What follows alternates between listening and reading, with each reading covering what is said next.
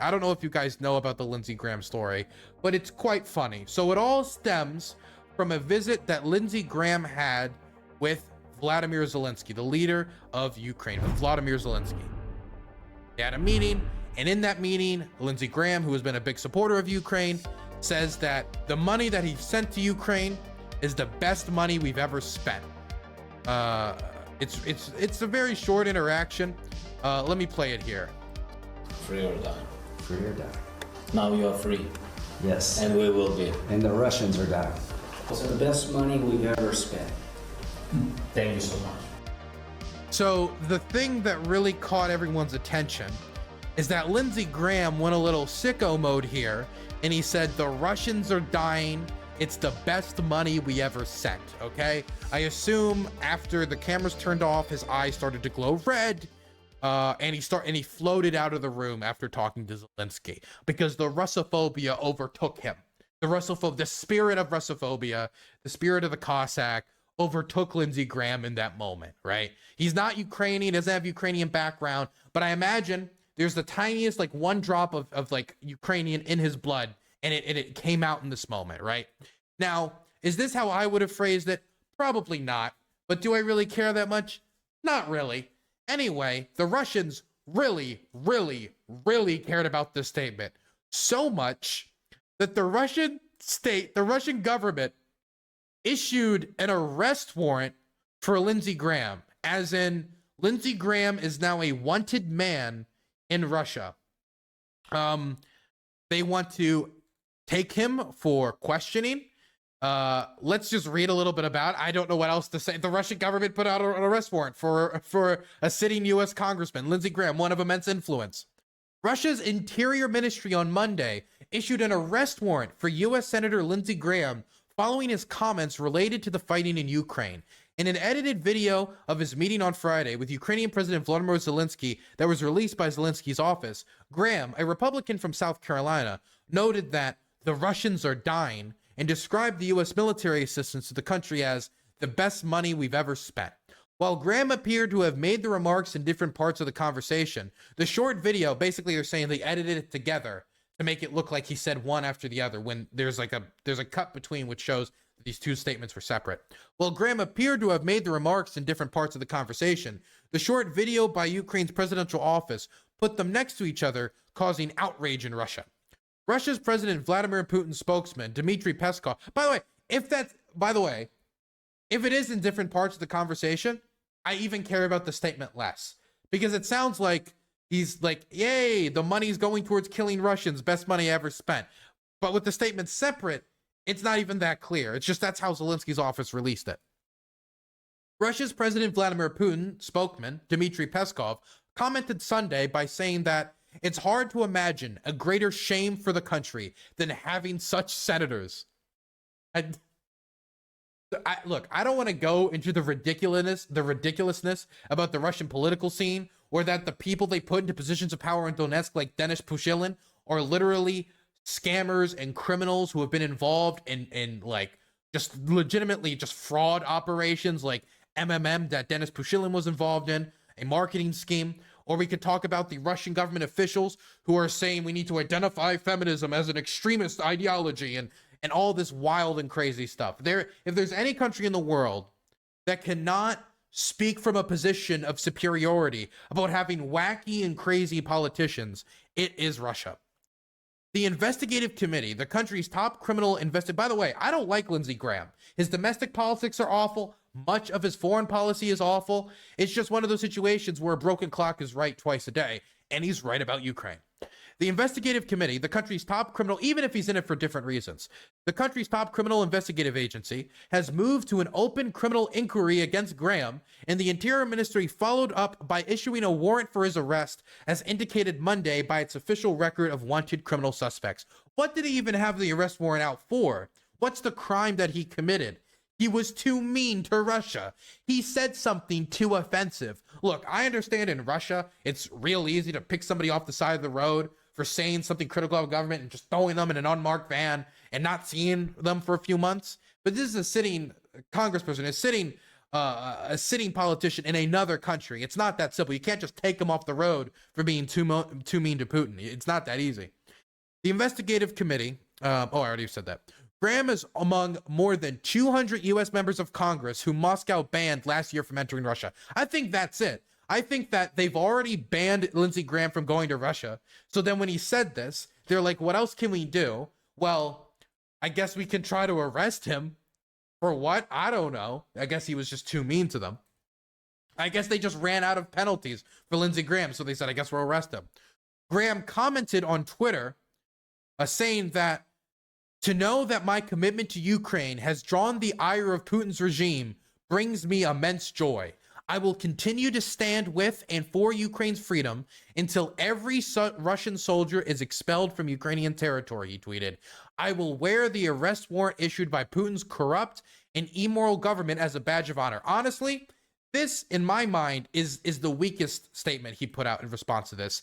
This is the harder statement he put out in response to this, in my opinion. They didn't include this last tweet. This is the thread where he says the first and second thing. This is the last thing he says in the tweet. Finally, here's my offer to my Russian friends, quote unquote, who want to arrest and try me for calling out the Putin regime as being war criminals. I will submit to the jurisdiction of the International Criminal Court if you do. Come and make your best case. See you in The Hague. Damn. Lindsey Graham is an old, good old boy Republican, establishment suit and tie type guy. If there's such thing as a political suit, it is Lindsey Graham. Lindsey Graham is one of the people who, in the lead up to Donald Trump being the nominee for the Republican Party, said that Donald Trump would destroy the party. But once he became the nominee and said that we would deserve, he even said we would deserve it, that the Republican Party would deserve it once Trump destroyed the Republican Party if we make him the nominee, if we make him the centerpiece of our party. And then he went along with it. Once Trump was the nominee, once Trump was the president, he went along with it. And now they're reaping the repercussions of it with Trump wreaking havoc in the 2024 Republican primary. Not somebody I have an immense amount of respect for, not somebody I would say is really good on dunks. I disagree with him on 99% of issues. But this old suit was able to dunk on the Russians. The Russians have gotten so low tier in their posting, in their PR, in their public game. They have given up so much on convincing the international community, and they have gotten so diluted in their own grandeur that Lindsey Graham, this old Republican suit, this good old boy type, can dunk on them. It can dunk on him hard with an offer like this. Obviously, them getting dunked on by Lindsey Graham did not sit well with the Russian state media, and so they responded calmly, normally, by calling for Lindsey Graham to be murdered. Head of RT, so Russia Today, the head of Russia Today, the most well-known Russian propaganda outlet in the United States and the West, calls for Lindsey Graham's assassination after edited video posted.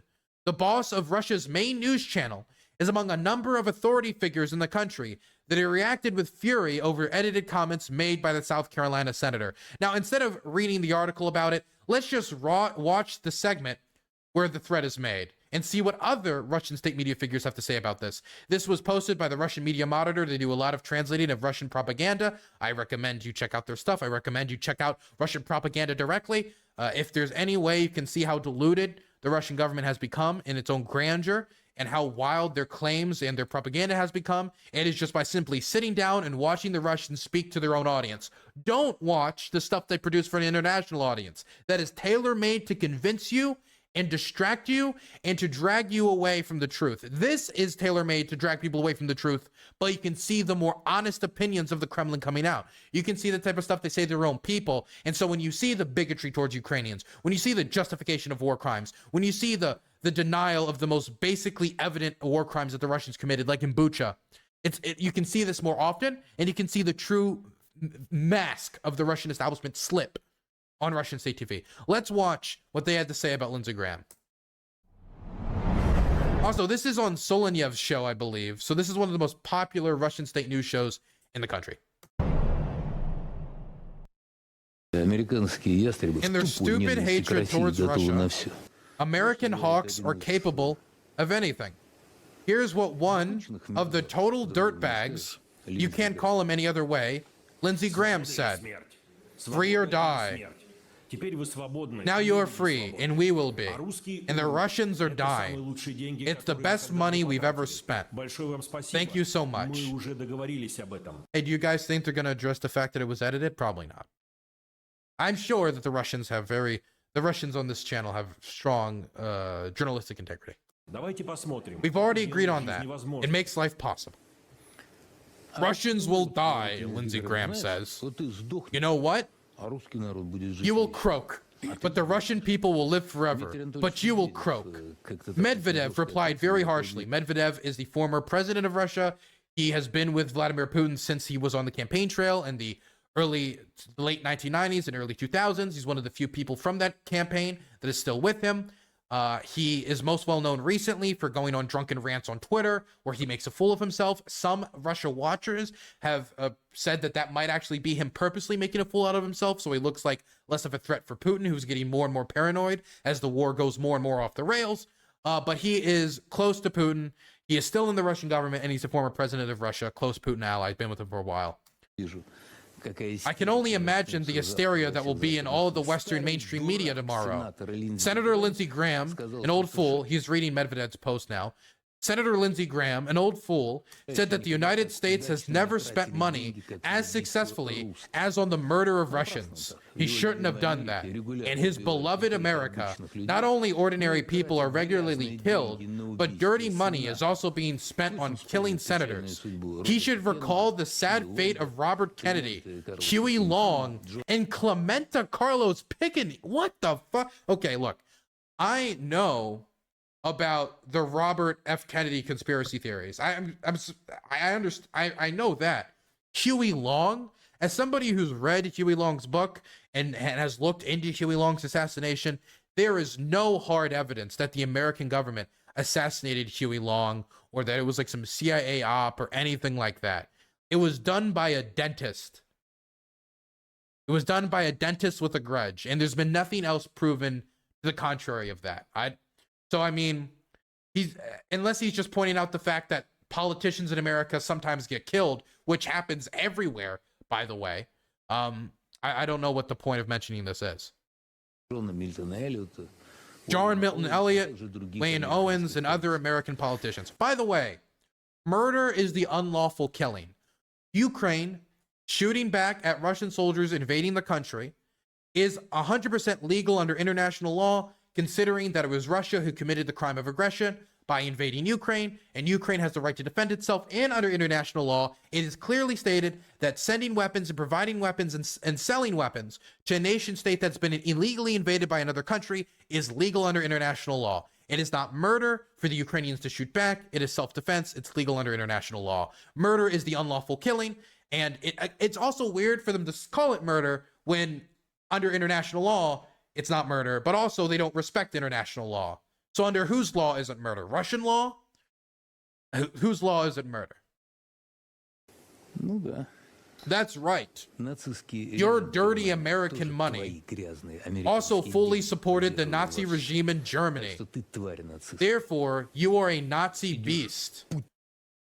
Look, I don't want to get into the specifics, but in the lead up to once World War II kicked off, we were sending supplies to the Soviets, we were sending supplies to the British, and supplies to the French.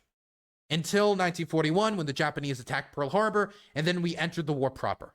It is true that certain American businesses worked with Nazi Germany. This was pulled back more and more as the war went on. But actually, I would think the Soviet Union and Nazi Germany had deeper economic ties leading in to the German invasion of Russia, of the Soviet Union, due to the Molotov-Ribbentrop Pact. I mean, it went so far as to see the Soviet Union send German communists to the Germans, to the Nazi regime, who they then murdered during the Holocaust. They told the communists around Europe not to resist the Germans. Like If you can say American businesses continuing to engage with the Nazis, like for example with Fanta, or in other ways, is an example of America being a Nazi beast, then this same thing could easily be applied to the Soviet Union, if not more so.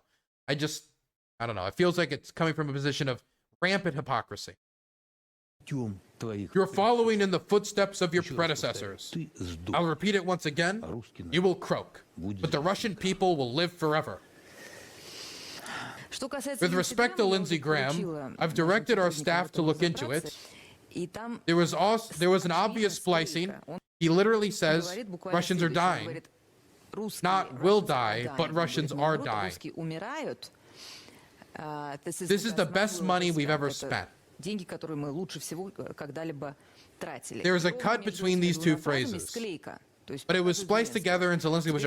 I'm surprised they even addressed the splice. Usually, Russian state TV doesn't address these types of things. I remember when Bucha happened, the Russian government reacted by just like on Russian state TV, they just put the words fake over footage of the Bucha massacre. That was all the effort they put into it. So I'm surprised they're even addressing the splicing.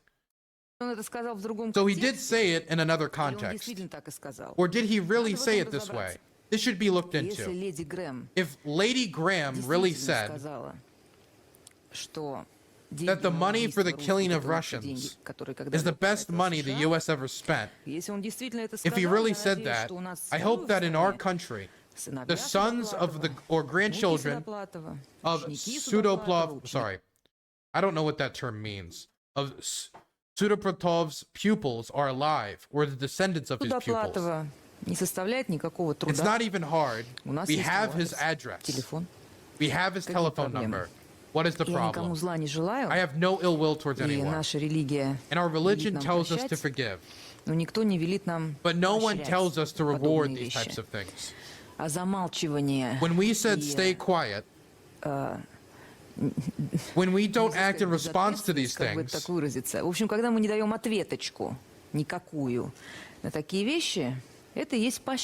is the same thing as encouraging them.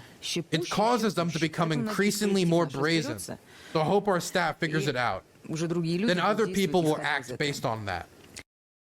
Okay, first off, what's more brazen? Invading Ukraine or advocating for weapons to be sent to the country that just got invaded? I don't know what you would call more brazen. I would call the illegal invasion of Ukraine more brazen, right? Second thing, while I understand like the perspective of the idea, if we don't go and kill Lindsey Graham, I can't believe I'm saying that. I understand the perspective. If we don't kill him, then maybe it'll encourage other people to do it, right? This is the same logic that a lot of terrorist groups use to justify killing people who, for example, do an inappropriate depiction of the Prophet Muhammad. You're not supposed to depict him at all. They say, well, if we don't do it, then other people will do it. The problem is every terror group that ends up doing that, all they do is end up creating more resentment towards their own faith and encouraging other artists online, many of them anonymous artists, to create more depictions of the Prophet Muhammad. If the Russian government was to actually go out and assassinate Lindsey Graham, or Lindsey Graham was to be assassinated for supporting Ukraine, Lindsey Graham would become a martyr, not only in Ukrainian society, but American society. And let me be clear, not only do I not want Lindsey Graham to be assassinated, I don't want Lindsey Graham to become a martyr. I don't like the guy. He's not my guy. Making that man into a martyr is doing him too many favors when it comes to his image, in my opinion, right? But also, if there's any lesson the Russians should take away from this war, it's to stop pressing their luck. They got super lucky, the Russian government, when they got away with Crimea. They got super lucky when they got away with lying about Crimea the whole time. Georgia, Chechnya twice, the Donbass for the last 8 or 9 years. They got away with all this stuff, but they pushed their luck. They went for a full takeover of Ukraine. They put all their chips on the table and they lost, and they're continuing to lose.